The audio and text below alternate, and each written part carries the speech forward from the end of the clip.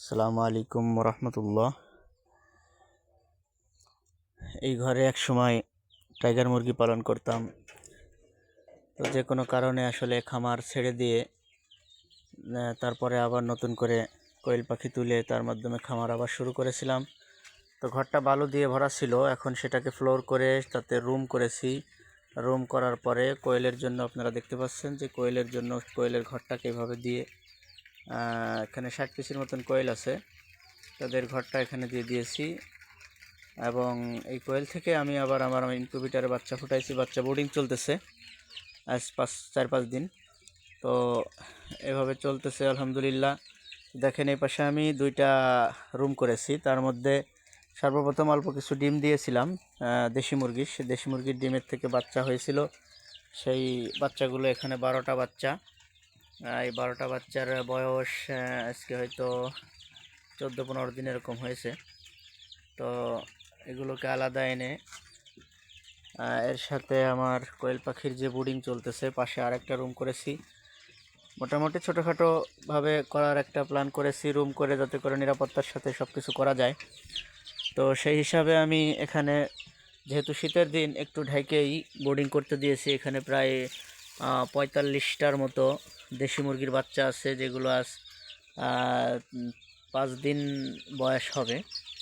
5 দিন বয়সের দেশি মুরগির বাচ্চা, সেগুলো যে বোর্ডিং চলতেছে। দেখেন এখানে বোর্ডিং চলতে সবগুলো দেশি মুরগি, পিওর দেশি মুরগি।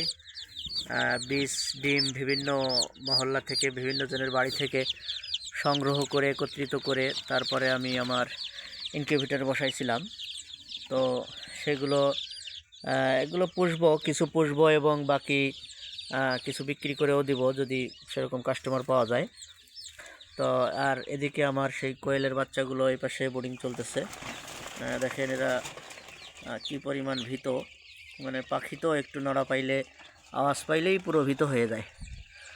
তো এইসব ইচ্ছা আছে এই কোয়েলগুলো মোটামুটি একটা মানে ডিমের উপযুক্ত হইলে ওখানে যে কোয়েলগুলো আছে ওগুলো বিক্রি করে দেবো। আসলে ওই কোয়েলগুলো মাঝখানে চরম শীতের কারণে ডিম বন্ধ হয়ে যায়।